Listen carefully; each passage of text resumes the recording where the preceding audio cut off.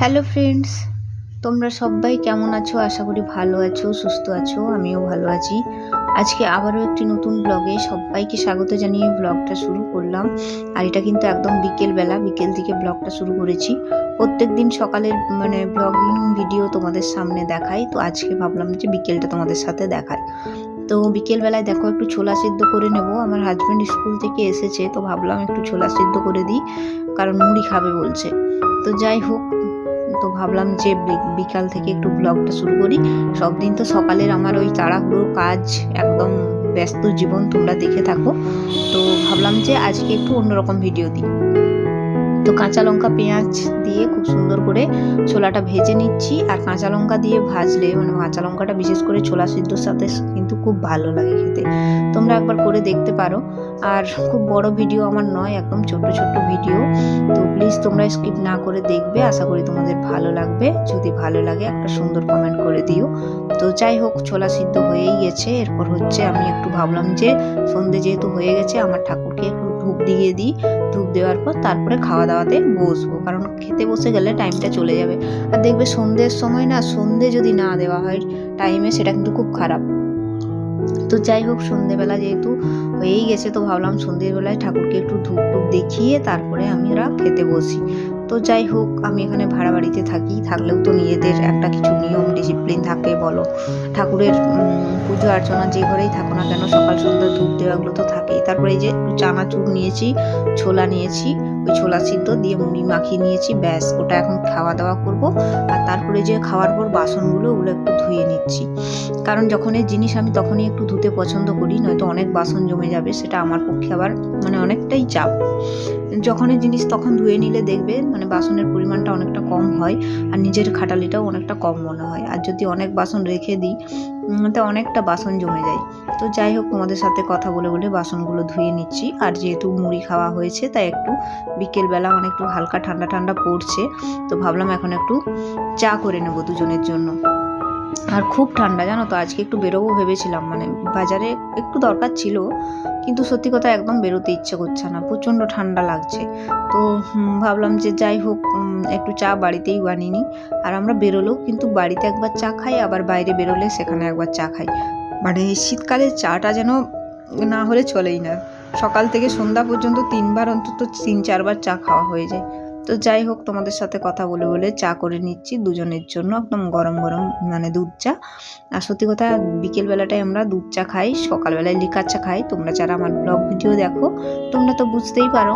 তো বিকেলবেলাটা না লিকার চা খেতে ইচ্ছে করে না, মনে হয় একটু দুধ চা খাই। তো তোমাদের সাথে কথা বলে বলে যাই হোক চাটা করে নিলাম।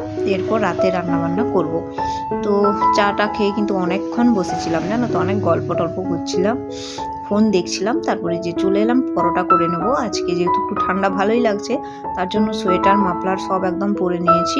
তো ভাবলাম যাই হোক, এখন একটু পরোটাই করে নিই, রুটি করব না, কারণ শীতকালটা একটু লুচি পরোটা হলে খুব ভালো লাগে।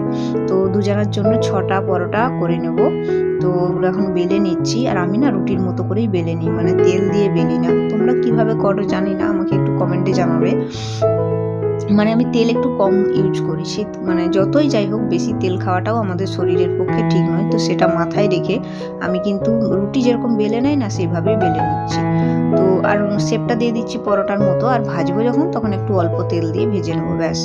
আর জানো তো, আমি ওইভাবে বসতে পারি না, ওইভাবে বসে কাজ করতে পারি না। ওই জন্য দেখো একটা পা তুলে নিলাম, একটা পা তুলে সবসময় করছি। আর সত্যি বাইরেটা এখন প্রচুর ঠান্ডা লাগছে, যেহেতু তোমরা তো দেখেইছো বাইরেটা গ্রিল, তো প্রচণ্ড ঠান্ডা, একদম ঠান্ডা বলতে কনকনে ঠান্ডা লাগছে। ভেতরে সব জানলা দরজা বন্ধ থাকার জন্য ভেতরটা গরম, কিন্তু বাইরেটা বেশ ঠান্ডা।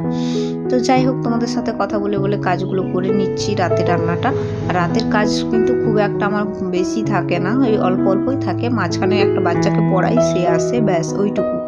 তো ভাবলাম ওইটুকু ভিডিওই তোমাদের সাথে একটু শেয়ার করা যাক। সব দিন তো সকালের আমার ভিডিও দেখে থাকো, আজকে একটু সন্ধ্যের ভিডিওটা তোমাদের সাথে শেয়ার করি। তো তোমাদের সাথে কথা বলে বলে দেখো আমার সব কিছু কিন্তু হয়ে গেল, বেলা টেলা হয়ে গেল। এরপর পরোটাগুলো ভেজে নিচ্ছি। আর পরোটা গরম গরম করে নিচ্ছি, এটা প্রায় ওই 8টা 8:30 বাজে তখন। আর তার সাথে কিন্তু করব আজকে হচ্ছে আলু আর টমেটো দিয়ে একটা তরকারি, আলু মাখা মাখা তরকারি। একটু মটরশুঁটি হলে খুব ভালো লাগতো, তো দেখবে এটার সাথে ডিমের কষা কারি করলেও খুব ভাল লাগে, আর আবার মটরশুঁটি দিয়ে আলুর দম করলেও খুব ভালো লাগে।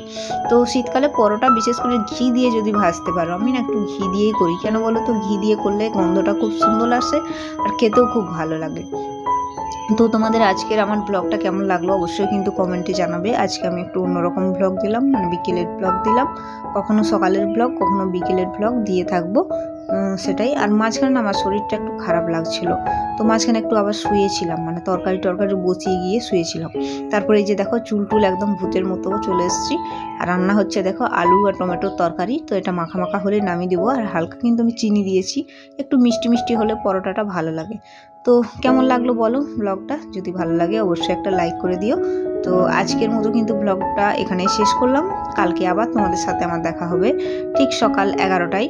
তো ততক্ষণে সবাই সুস্থ থাকবে, ভালো থাকবে। আমার চোখ মুখ দেখে বুঝতেই পারছো আমার অবস্থা খুব খারাপ, ভাল লাগছে না, তো ওই জন্য ব্লগ ভিডিওটা আর বড় করলাম না। আর অনেক কিছু দেখানোর ইচ্ছা ছিল কিন্তু সেটা আর করতে পারিনি, মানে যা করেছি সেটাই দেখিয়েছি তোমাদের সামনে, একদম পুরো রিয়েল সব কিছু, কোনো রকম বানানো না।